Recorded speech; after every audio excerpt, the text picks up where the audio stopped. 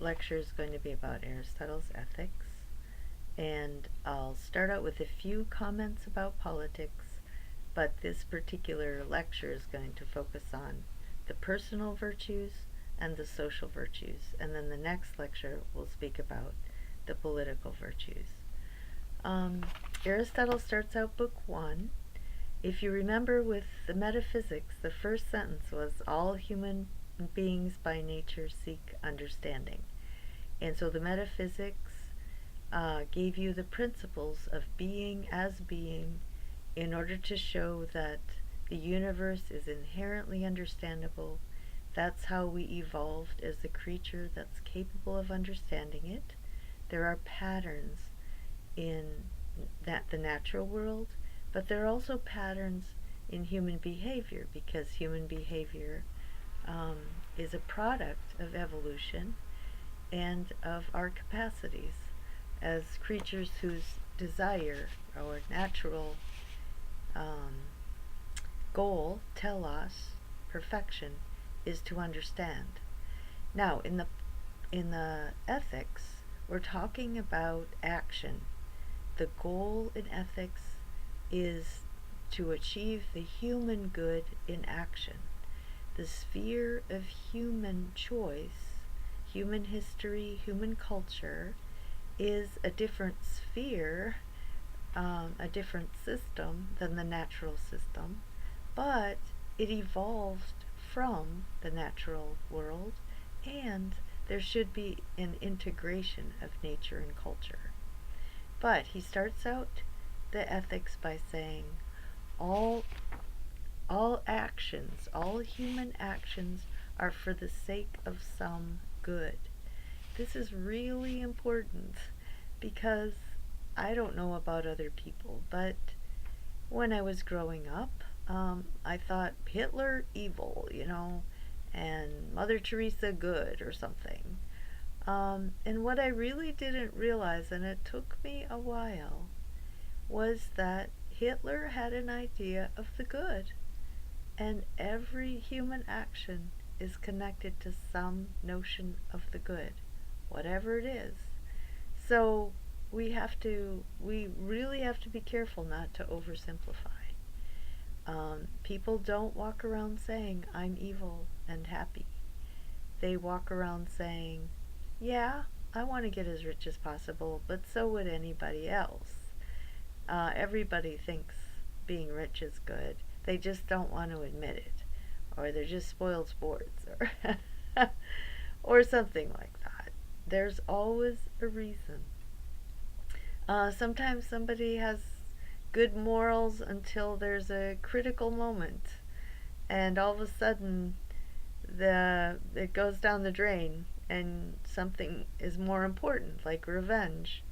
Um, or sometimes they have good morals, but they misapply them in a situation. They've got the wrong pattern. They're what they see in front of them they associate with one type of person or type of situation, and it turns out to be the wrong analysis of the situation. So, but the main point is that it's always for the sake of some good. This leaves open the door to tragedy. This is why Aristotle's work, his ethics and his politics, should be connected to tragedy. His ethics tells you so many ways people can go wrong. And in Homer, in tragedy, in Plato, in Greek mythology, you're describing people and gods that are going wrong in exactly those ways. So I think Aristotle's theoretical work is a perfect counterpoint to the literary works, the poetry and the dialogues and the mythology, because it gives you the rational account. It gives you the logos of what you see as an ergon. So what you see are people living out their lives and making choices and living certain kinds of lives. And what the theory gives you is an explanation for whether that's a good life and not, or whether that's a good choice and what kind of choice it is, So, um, just like Aristotle said, the metaphysician, the master builder, knows the cause, and that's more noble because you can teach. I think using Aristotle's ethics, politics, poetics to give a rational account of what goes on in the literary works is the tool for teaching. Um, I think college students start out life with certain habits. They come to college with habits, with certain character traits, but they aren't yet formed. And by the time they get to college, they're old enough to make that transition, to start giving an account of their experiences in the past. So they go from cognizing to recognizing. They start interpreting, analyzing, recognizing patterns, and teaching the Greek texts gives a set of patterns that reflect the human condition. I also think that Aristotle's theoretical account can be applied in ways that it normally is not. It can be applied to Cortez and the Mayans, or um, what we would think of as remote societies. Again, they can have the moral virtues without having all the intellectual virtues. A society is not necessarily flourishing better. You can't measure it by the amount of intellectual activity, the amount of education alone. People can be morally virtuous without really knowing, giving the rational account, just like a doctor um, can heal better. Sometimes the practical one, the one that doesn't know the reasons, is better at healing a particular patient, and someone who knows the causes is not as good, okay? Someone could have moral virtues just by habit and have some sense that this is a good way to be without having the whole systematic account like Aristotle can give you. Someone can have the whole account and not have virtue. And he says that the purpose of studying ethics is to live a good life, not to talk about it. So, virtue is not a logos, it doesn't exist in the account. It exists in the way of life. It's an ergon. Given all of that, he does say that for people who want to be good, studying virtue is a great gift because it gives them a way to recognize the patterns and to anticipate or to make better judgments in situations. Um, Another thing that's important is the study of the virtues and vices, both theoretically and through literature, tragedy, Platonic dialogue, and mythology, gives people an understanding of the uh, the extent of human good and evil, like the whole um, gamut. There are many, many ways to go wrong, says Aristotle, but only one way to go right. And I think what he means is you can't judge something as better or worse unless, in theory, there is one best way to live or one best choice in a situation. And then it's compared to that all the other choices are either closer to that or farther away from that. Um, and again, people will take that theory and claim constantly that they've made the best choice. They'll oversimplify their choices just because in theory there is a best choice. Um, you can make it's better just to argue that I think this is a better choice than that. And leaves some room for a gray area. But we would say there's a white decision, and then there's shades of gray, and then there's shades of black, and then there's darkest black. So um, it's more like a continuum. It's not a black and white situation. Aristotle's ethics gives you an image of human behavior that's extremely complex, but I think true to life. So all actions are for the sake of some good. The second thing I want to bring up politics a little bit before I do the ethics is the purpose of politics is to secure the good life for everyone. So a good political leader will do what is possible to promote the development of the powers of soul of as many people as possible to the highest level possible. And again, it varies how many that can be, what standard of living that means, and how to do it. Those things vary a lot. But if you take the resources you have and you use them for the well being of the people and do it in ways that are intelligent, use statecraft, that's your duty. That's statesmanship. That's what the art of statesmanship is. Um, the next thing was that in the realm of human choice, there's less precision. The patterns are not as probable as they are in the natural world.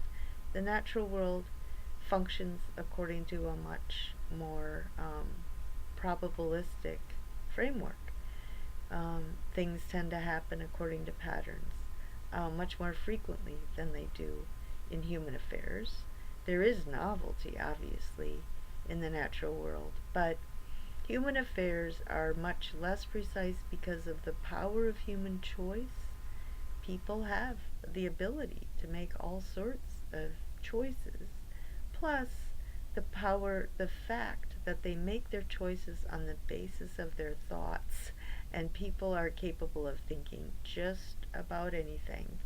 Um, Finally, what they think about, no matter how crazy it seems, no matter how anti intellectual it seems, it's always driven by some desire to understand. And that gets discouraging sometimes, that some of the worldviews are so far from what would seem to other people to be rational in the sense of to lead to human flourishing. People really think so, and they have a worldview and they have an explanation. So that's important to remember. It's always for the sake of some good, and so people have to have arguments about what is the good. He says that young people in general are not good political leaders, partly because they live by emotion, but even the ones that don't, and this is really important, you can have mature young people, obviously, and they don't live by emotion. They really want to live for the sake of something good. They want to find out what's worth living for. They want to match their talents, abilities, opportunities to what would be most meaningful for them and make the best contribution to society. There are young people like that, many, but they lack experience, and so they're not good judges of other people's character, especially if they're good. They could be naive and innocent. Um, so, this is the trick where you want to raise your children in an atmosphere where people are virtuous and just, and you want them to have relatives and friends and to really believe that life makes sense. But when they go out into the adult world and they have to take turns ruling and being ruled, when they have to succeed at a career, when they become citizens, they do have to deal with people of all different types of character good, evil, weaknesses, strengths. And so they have to understand all the variety so that they can recognize something when they see it and know how to deal with it.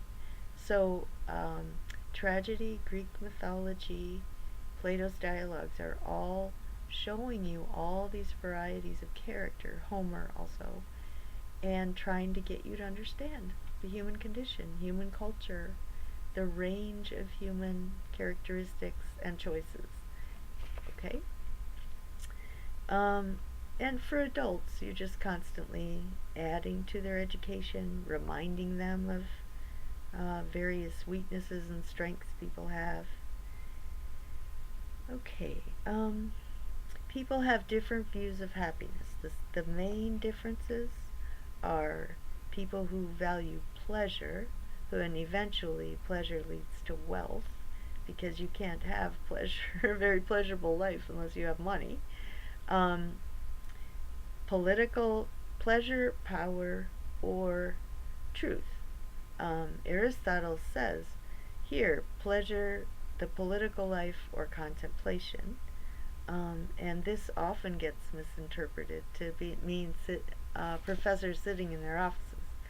Um, I think what he means is, again, the metaphysician is the one that understands the causes and can teach. But it doesn't. But it also, he also says, you have to have happiness is exercising all of the virtues in a complete life. So Hume and Kant, these and Descartes didn't have a complete life, and they had a very different idea of what that contemplative life was, what it is you're contemplating. They didn't necessarily have enough experience to educate people about people. I mean, Kant's view is so abstract and seems to me to be naive. I mean, obviously, you can apply his principles in a way that is not good in the context. And so the Greeks are a lot more savvy. They just can see the human condition for what it is, and they want to educate you to see, which is intuition, is a kind of seeing, an eye of the mind, they say. You want to shed light on things, means you want to educate the mind so it can see. All right. We always choose. Okay, he has this view of happiness.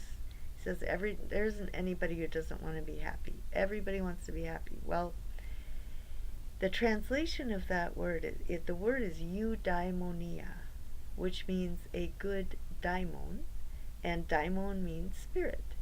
So, if we take the Greek deities, which I'm going to do, as representing all of our spiritual aspirations, all of the things, all of the good things that we can live for the sake of, that are greater than ourselves. They're all sacred callings, sacred passions, because they represent all the ways we can live for something greater than ourselves.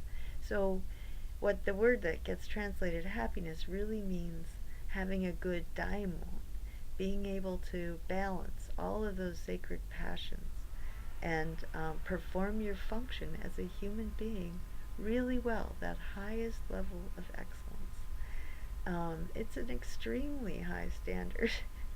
And when I read it, oftentimes, I don't know anybody who read Aristotle's Ethics with a view to tragedy. Instead, we project our post-enlightenment psyche onto this, and we create this image of the good life, and we can think we're aspiring to it, but we can also be incredibly naive and unable to basically cope with all the variabilities in life. And professionally, we're rewarded for hiding ourselves in our offices and just talking about things. So, I really think we should understand Aristotle from where he was coming from. And he would think of a wise person as a lot more able to deal with people and life and social, political situations without giving a formula that's oversimplified. Okay. happiness does not consist of external goods, but the goods of the soul. So there are the things that we do, the choices we make for the sake of something else. And that's why he says wealth is not an end, it's not a goal, because wealth is always for the sake of something else. Power is hardly a goal, it's for the sake of being able to do to others what they can't do to you, or something like that. Um, so the virtues are really the things we choose for their own sake. We just want to be virtuous. We want to be generous because it's the right thing to do. It's just a part of a way of life. You want to be trustworthy because that's just what you want. That enables you to perform your function as a human being well. That's human excellence. Um, and when you lie, right, when you are not trustworthy, it's a kind of failure to flourish. It's an illness, or it's crippling. It's incomplete. You're not being completely human. Okay. Okay, the other thing is um, virtue is a characteristic. So we actually get angry, right? Anger is something we do, but we're not virtuous because we're angry, because we got angry. The virtue in relation to anger is that you can get angry. You can get angry at the right person, toward the right person, for the right reason, at the right way, at the right time, um, throughout your life. So if you have the virtue in relationship to situations that where anger is the appropriate response, it means that you will respond in anger and you will do it appropriately. You won't overreact, get too angry, and you won't underreact. You won't fail to get angry. That's what a characteristic is. And in theory, you can do that throughout your life. If you have that virtue as a characteristic, you'll be able to do that in every situation throughout your life. As I say, this is a very high standard. So the virtues are characteristics. We start out as children. If we're well raised, where our parents have those virtues as characteristics, but we imitate them. When we're children, we imitate them and we do what we're told, but it's not a heavy-handed. Most of this is children learn by observing and imitating their parents. And if their parents tell them one thing and do another thing, this is really bad. It creates cognitive dissonance in a child. So the more important thing is that parents model virtue. So a child can be imitating and modeling, but they don't yet have that virtue as a characteristic because first of all, they haven't established the foundation of reason. They can, as college students somewhere in their early 20s, they can give the right reason, the account, and then they can give the account and still not exercise it. So it takes time before they can actually exercise it enough, have enough experience, so that you could call it a characteristic. It's just a part of their character. The next point to make is that character is a second nature. We are creatures of character. And so when we're born, we have the potential to become virtuous or vicious. And there's a huge range, obviously, of all the different kinds of situations and kinds of virtues and the different types of extremes and means. So yes, there's a whole lot of room for molding, for plasticity, but there are some basic aspects there. The plasticity doesn't lead to relativism. It's plasticity in relationship to one of the basic drives of human beings or the basic kinds of situations human beings get in simply because they're social and political beings by nature. Um, okay.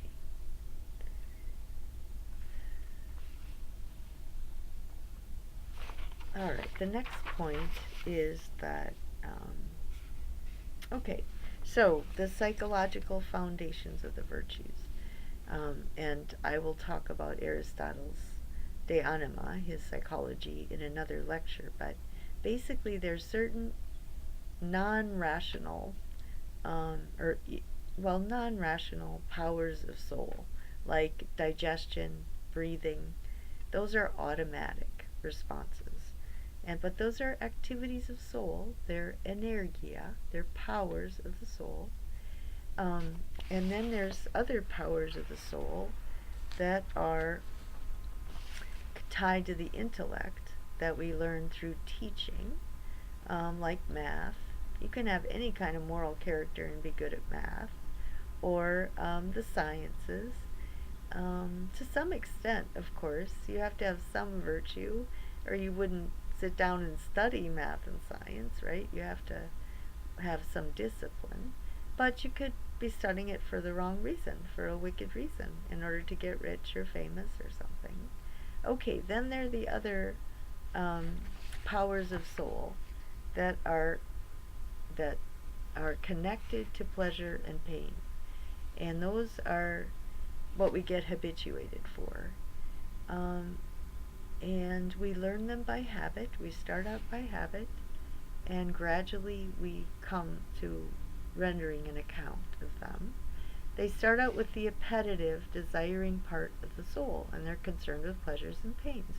This is really, common sense, actually. It's just systematizing it. In relation to each one, there's a mean and extreme.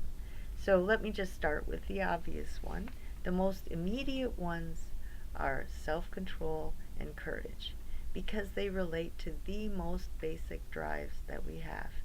Pleasure, pleasure and pain on the one hand, and fear on the other hand. And this is really important. And this comes out in myth, Homer, tragedy, and Plato all the time.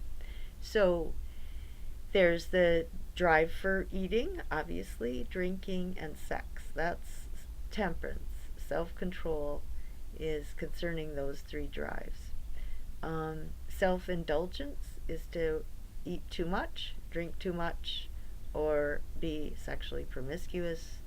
And the other extreme, self-denial, is not eating enough. Abstinence in relationship to sex. Aristotle would not think it was a virtue. It's pretty unnatural. Um, and then drinking. Abstinence in drinking he wouldn't consider to be a virtue. It's too extreme. Drinking in moderation is more rational. So let's take the eating, first of all. You can eat too much or too little. You can eat in the wrong way, at the wrong time, for the wrong reason. When I teach this, it's not hard. The students can understand that. Eating pizza at 2 in the morning to stay awake for a test, or eating because you're depressed, or, this is common sense. Drinking is too much or too little. When it comes to drinking, people might disagree. Aristotle says people disagree about what the mean is. And so, what I say is that studies have been done about different cultures in the world and their attitudes toward alcohol. And you could do a study.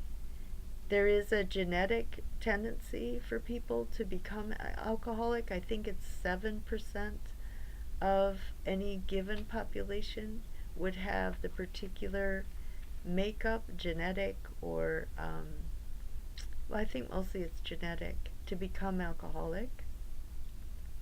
But some cultures allow for drinking so much that the rate of alcoholism is higher. because the culture is too accepting of it. There's too many social occasions where drinking is almost required. On the other hand, a society can be too um, much at the other extreme, and that's where you had prohibition in the United States, and you can argue that that was too rigid. And what did we get? We got the mafia and all those people up in the Arkansan hills with their stills, right? And poisoning each other.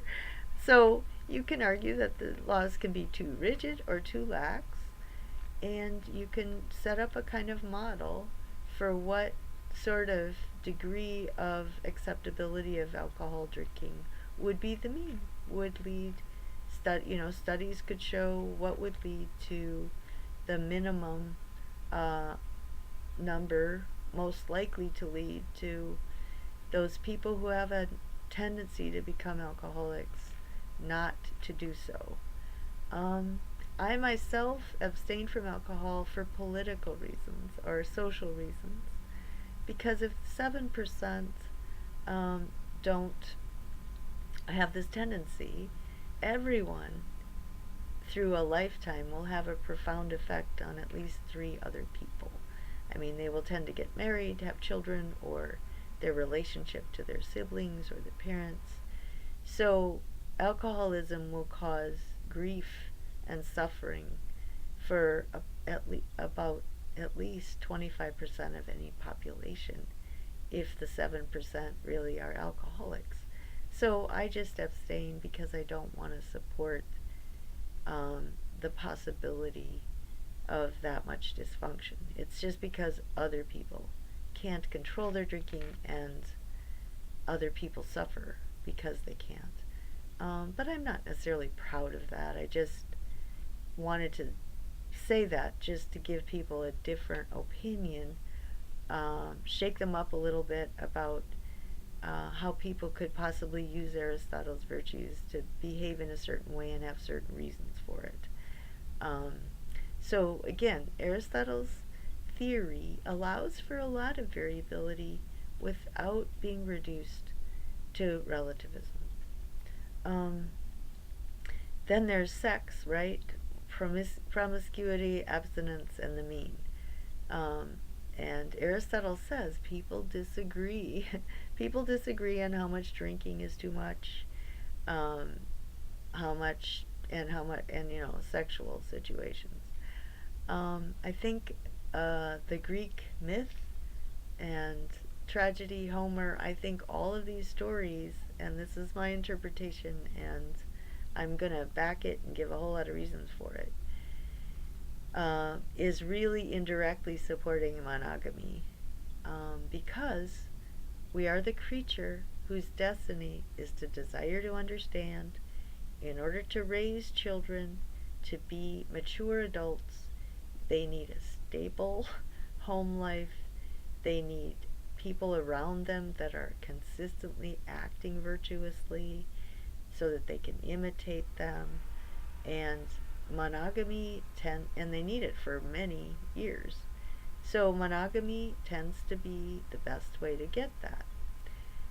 For children to get what they need, for societies to function well. Okay, I would never recommend making divorce illegal because there are many, many ways to go wrong in life.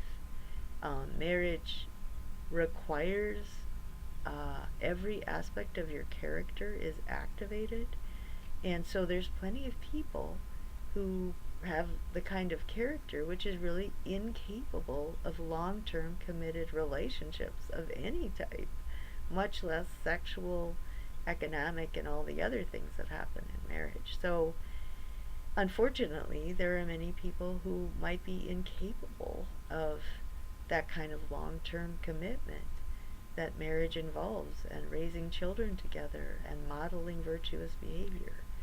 But it still should be a standard. Again, I'm not against homosexual long-term committed relationships. I think I think homosexuals are as often as heterosexuals capable of long-term committed relationships, and so they ought to have the right legal benefits that come with officially being married. Um, okay, so, and there are many, many stories that promote that. Now, because what happens when people are not monogamous? What happens when the gods are not monogamous? What happens when human beings? It's always a disaster at many, many levels.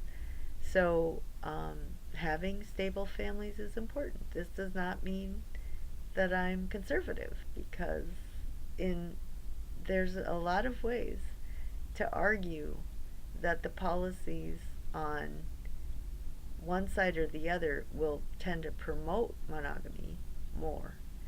Um, so you can argue that having a stable middle class helps with monogamy, because economics is often the cause of divorce, which really surprises me. I read somewhere that 50% of divorces were because of fighting over money. That's really tough to take. But, and also, you don't know if that's even because people are poor. I think people fight over money no matter how much money they have, and that's just a social disease of um, wanting unnecessary, having desires for unnecessary things, which I'll get into later. But the point is here that you can have too much sex, too little sex. People disagree. Is it better to hand out condoms to unmarried people just as a question of realism, to prevent sexually transmitted diseases, to prevent children growing up in toxic environments where they're not going to get the right habits? Or does that promote vice? And I just, that's a debate, and I don't want to go there. It's just that it's a debate, and you can't use Aristotle to necessarily say, oh, well, Aristotle would be definitely on this side or that side. I don't, I don't think so. Okay, so temperance is really important. The other one is courage, which is hitting the mean in relationship to situations involving fear. Fear is a huge driver in human affairs, and has always been, because of the human condition. The human condition is one of extreme vulnerability. Fear is a response to vulnerability. So obviously we're vulnerable to physical attacks.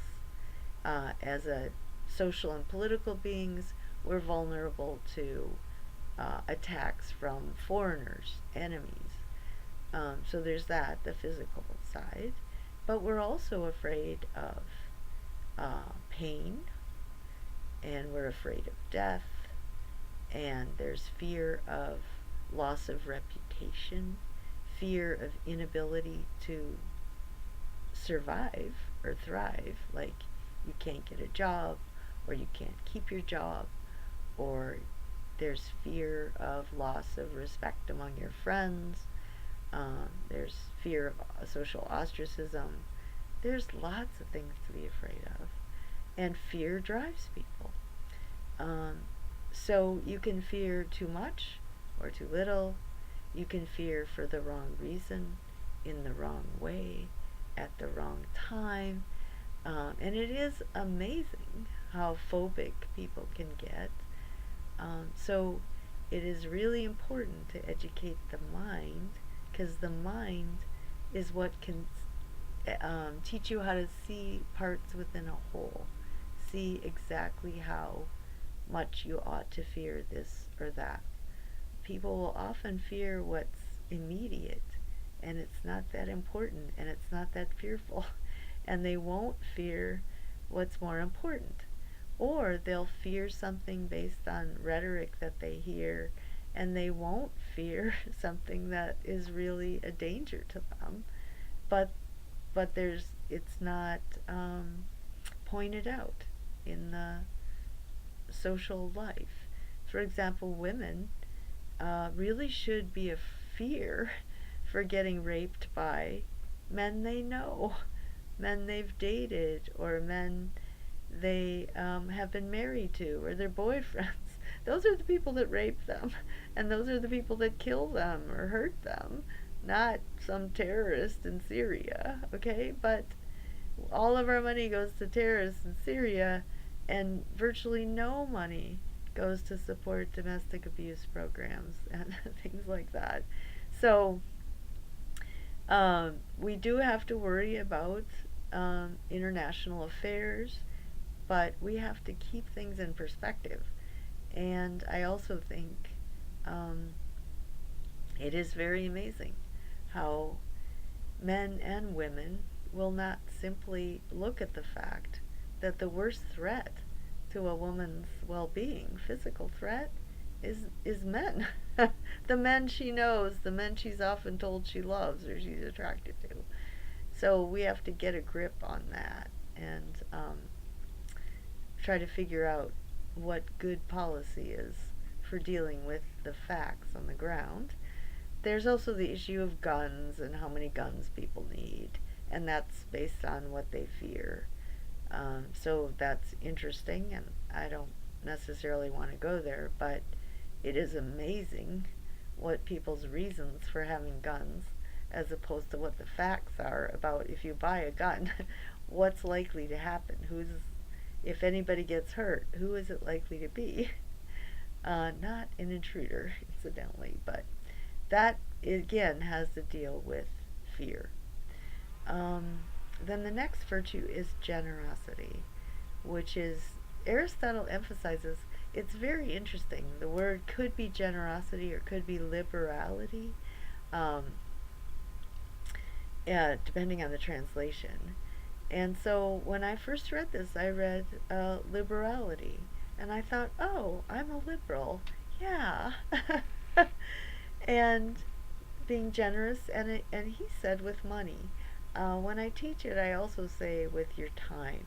If you don't have money, you can volunteer. Um, because mainly the point is that we are social creatures by nature. And generosity is putting your money where your mouth is, or putting your time, just putting yourself, actively engaging yourself in something where you're doing something to show, to remind yourself that you do depend on other people all the time. And you should remember that. You should contribute financially or time wise to creating a quality of community, because you depend on other people, they depend on you. It's natural, it's necessary. It's not only not a flaw that you aren't independent, it's what makes us what we are. That's how we develop our capabilities in relationship to each other. And the more variety of relationships you have, the more you're developing your capabilities, your powers, and the more of a complete life you have. The other point to make is that Aristotle said the two virtues that are most important for political life are generosity and self-control. And what this means is that people can't have a basic trust and goodwill toward each other unless they are self-controlled and generous.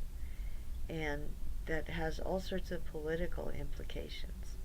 When people are impulsive, everybody else suffers. When people are greedy, selfish, everybody suffers. So greed, the opposite of generosity, is, for Plato and Aristotle and the other Greeks, Homer, the political evil. It undermines political life. It's not a personal issue, it's a political issue. It affects our lives, our relationships to each other. So we develop our capabilities within the context of a complex set of relationships or systems, as Mr. Laszlo says. And we need, in order for us to function well as members of a species, we have to participate in all these other systems, which is part of what emerges in human culture, because we can't be human. We can't survive and we can't thrive unless we have all these social networks and political networks. Um, okay, the next one is anger, dealing with anger. We experience anger because we're vulnerable, because we're born ignorant, we make mistakes, we think we're doing a good thing, right? We're acting for the sake of some good, but we're not.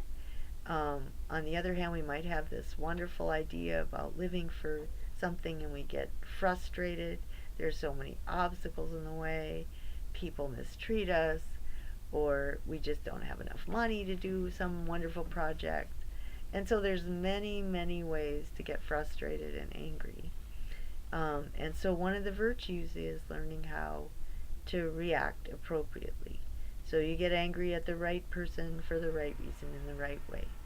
And just to give you an example of what I thought of when I first read this, Jesus got angry. He went into the temple and he saw people selling things and making the house of God into a marketplace, which of course we don't do this anymore. And he got really angry about it. But that was healthy anger. That was for the right reason in the right way. And there's also stories of Confucius when he gets angry, or Muhammad when he gets angry, or I think Buddha. Anyway, a lot of stories of characters who have come down to us as icons of people of high moral standards are stories that include how they deal with anger. Of course, those people always have self-control, they always have courage, they always are generous, and they also always know how to deal with anger.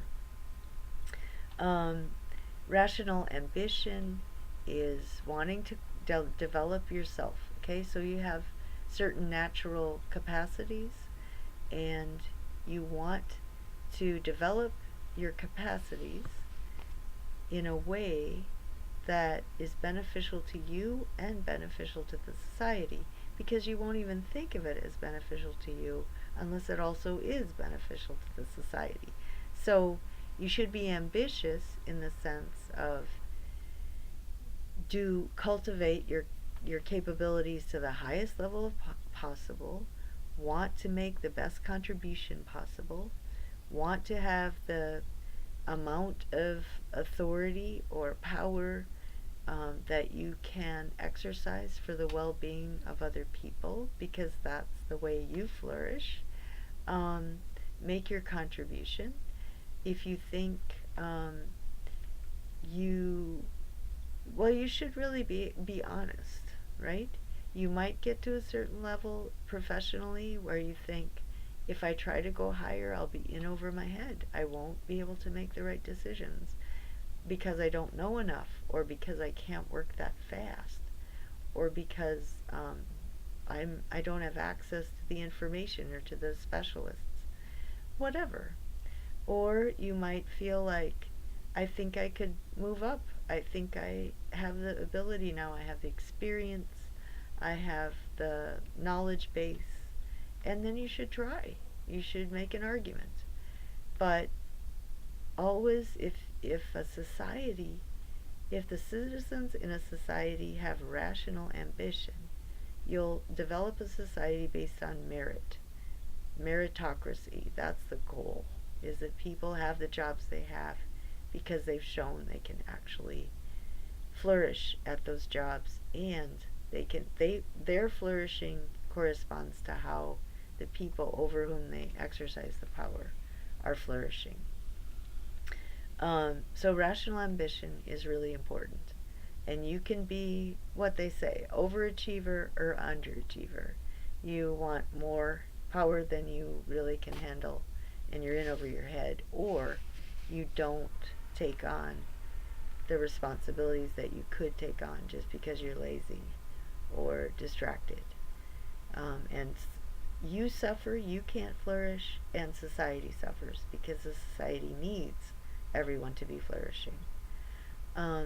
Rational pride is where you know that what you do is honorable, is making a contribution to society. and you don't overestimate or underestimate your qualities, your contribution. People who have rational pride don't worry about whether the society actually honors them because there's too many variables in human experience.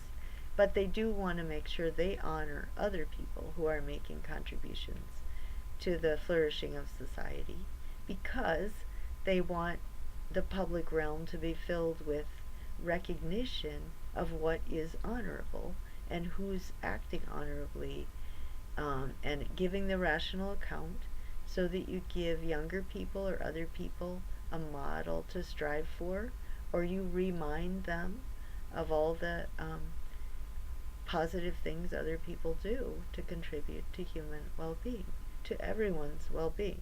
So organizations always have an honors day, and they should have one because they should be spotting the people and the activities that promote the well-being of the organization. So people who have rational pride, if all the citizens do, they don't compete against each other for these awards.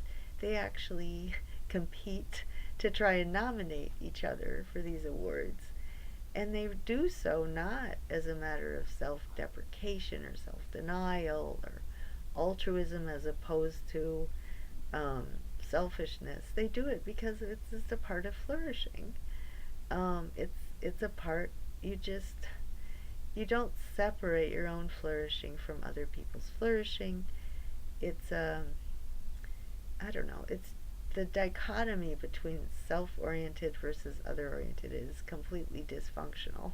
It's completely a lie because this is a much more organic view. Like, does a plant like the sun and not like the water? Or, I mean, it's just everybody depends on everybody. So you're just constantly trying to nurture a flourishing community, and by doing so, you flourish yourself. It should be intuitively obvious to people. Um, Another big issue is friendships. We would call this relationships. Um, and there are many, many kinds of friendships.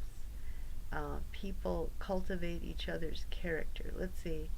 There's usefulness. We depend on each other. So we have friends just because they help us get our homework done. I'm teach college, right? Those are your friends that you do homework with, that you aren't really friends with other than that.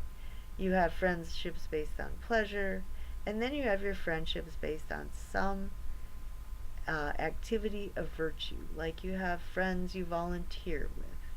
You have friends that you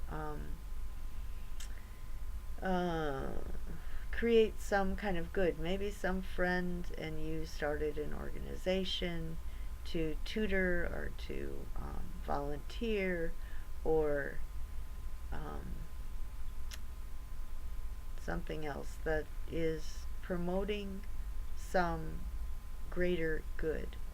Then you have your friendships based on character, that you really respect this person's character.